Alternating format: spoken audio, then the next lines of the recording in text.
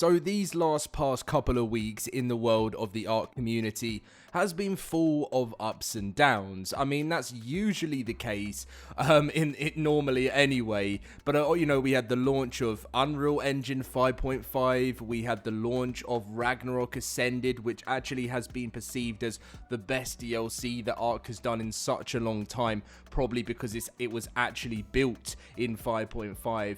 And then we've had so much other stuff going on. We've had the quality of life patch, which released the other day, and then Epic Games has been hit by some major issues, and now after all of this, it's a brand new week, and we're going to talk about what's been fixed. We're going to talk about how the servers have been running today, and hopefully now we can move on. This week, it's summer.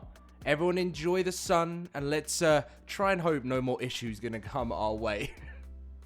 Now, if you do enjoy this video and you get all the news you need to know, as always, make sure to drop a like and subscribe, and come and join us in the LoadedCrysis cluster where massive changes are happening.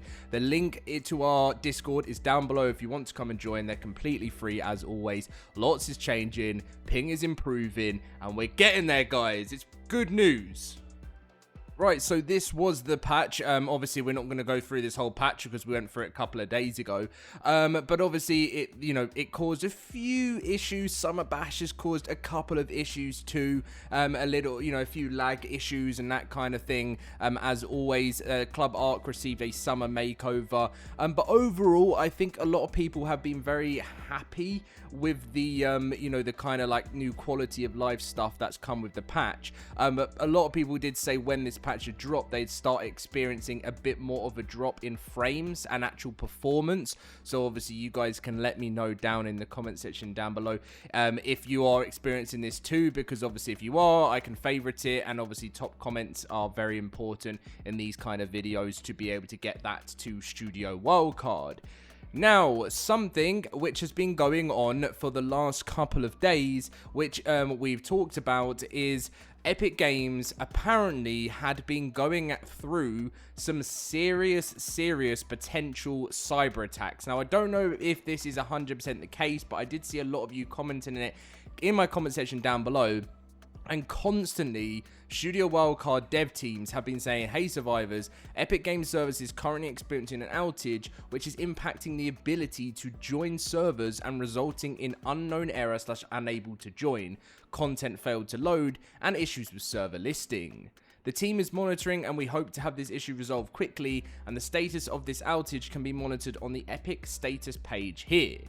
Now, this, as of now, has been absolutely fine within the last couple of days. You start to think to yourself, okay, these guys that like to send issues over to, whether it's a DDoS, I don't even know, whatever it is, maybe these guys kind of get bored of it after a while. They actually go and enjoy their Sunday, because obviously Epic Games said, we're investigating matchmaking issues affecting Epic Games services and Fall Guys, and we're actively working on a fix, and we'll share another update. And they said it's been restored, and ever since this, there's been no more incident reported. But it's been a constant thing going on, and if you guys have been experiencing performance issues, any server issues over the weekend, then this is what's been going on, and it's not actually been down to Studio Wildcard.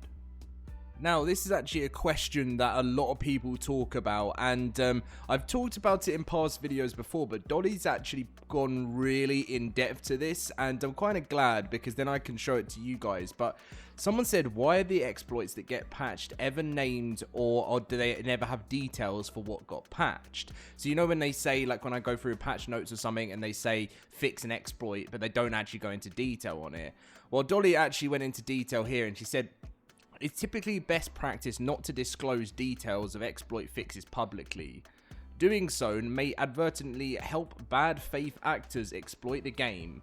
Even if the exploit has been patched, sometimes we don't want players abusing the exploit to know it's been fixed, so then they can try again post-fix and get pinged for enforcement. Or maybe it involved anti-cheat and could potentially show people where they may be able to bypass, that kind of stuff. So if we put something vague like fixed an exploit or with an X item or creature, suddenly you're going to have to load, you're going to have a load of cheaters taking that item or creature, spinning 3 times, looking at the clouds, dropping a box, running around running around it clockwise, summoning Cthulhu with some okay, Dolly, this is just crazy. So I get what you're trying to say there.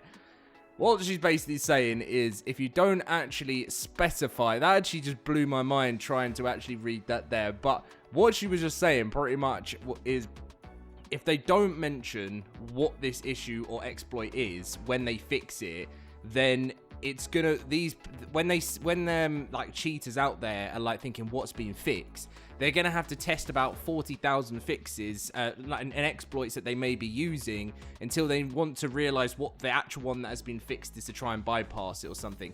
Over time, they find out, and they do, and that's what happens. And then they find something out, and they spend their whole sad life, sorry to say it to people out there cheating, it is true, they spend that part of their life again just looking for something else around doing it, because yeah, that's what they decide to do with their free time, and it is sad, but unfortunately it's been a constant thing that's gone on ever since ARK Survival Evolved and ARK Survival Ascended has been released. And unfortunately it will probably be something that goes into ARK 2. It's something that will probably happen for the foreseeable until like ARK gets bought out, like I said, by like a bigger company or something that can work on fixing these issues, because there's got to be something. I mean, maybe I'm completely wrong. I know exploits, you know, you can never completely combat everything, you never can, but there's got to be something. If maybe Wildcard had more resources or better funding from, I don't know, from a better company than Snail Games,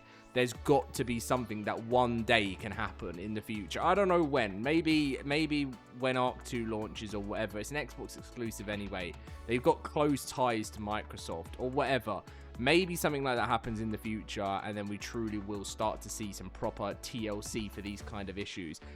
Wildcard patched them up to their best abilities, but sometimes they just can't, you know, like Dolly says here, you know, sometimes we just don't want players abusing the exploit to know it's been fixed, so they try again post-fix, and then all of a sudden they've got to fix it again. And also, releasing patches is worse. Like, we like when a patch comes out, but then we only like it when it's fixing major stuff, and we'd rather not have to download a patch every time, you know what I mean?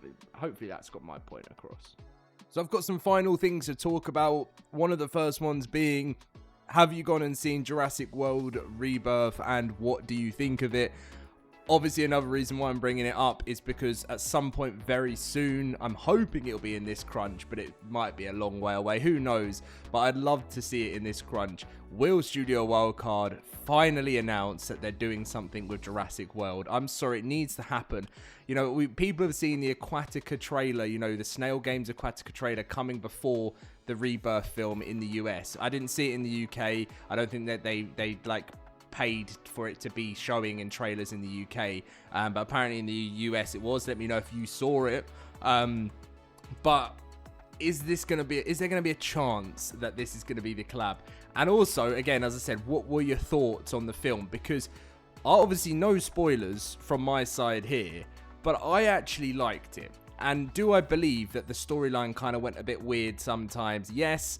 And do I believe that things could have potentially been done in better ways? Yes. And, you know, and I'm sorry, I'm just trying to think of my words correctly so I don't spoil anything. But, yeah, I personally really liked it. I think it's some places it's getting more unnecessary hate. And I think we have to realize it's actually great to see the brand come back and really try and... I think they really tried to hit it with a bang there, and they did make some mistakes. And I just think, you know, with the response on that, I hope they can try and make it better and better as time goes on. It's just, personally for me, I just enjoy watching any Jurassic film, unless it's completely terrible. And that, for me, I really enjoyed it. And if it had a few tweaks, I think it would be great. But anyway, that's my thoughts on the Jurassic World film. Now, I want to talk about some huge cluster changes. So yes, if you have played or you stopped playing or you're still playing on the LoadedCrysis cluster, I wanted to make an announcement. We already announced it last night that Dino Depot will be leaving the cluster on the 20th of July. The main reason we've had to make this decision is really not something we wanted to do, but unfortunately, Dino Depot doesn't seem to be.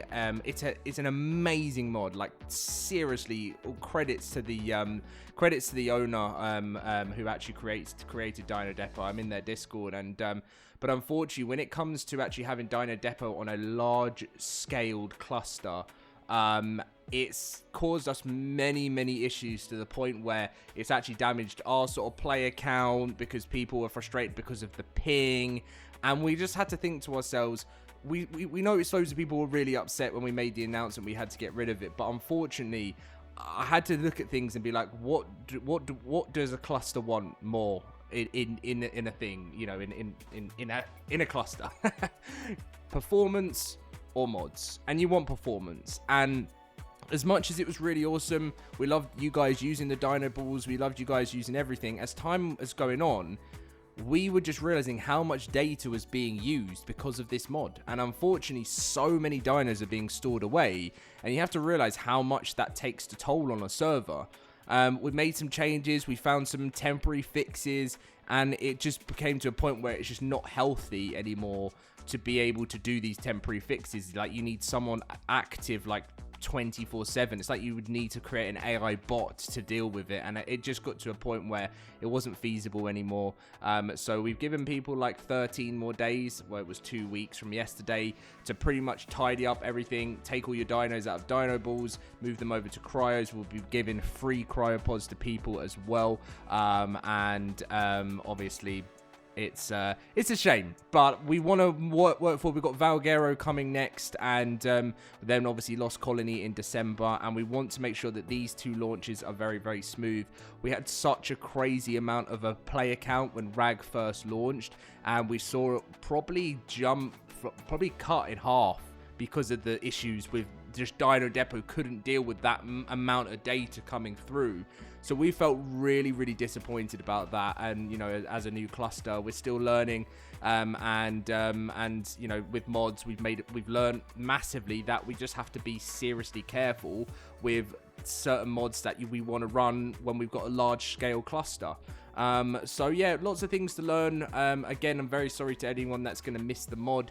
We will be looking at future alternatives, but more important stuff is making sure that you guys have a fantastic experience, the lowest ping, and just be able to enjoy your world without having, and you know, sometimes ARK's not going to allow that. That is just ARK. But yeah, thank you guys for being so understanding. Look forward to working towards more of it in the future on our road to Valguero, which hopefully we'll get the release date on that soon too.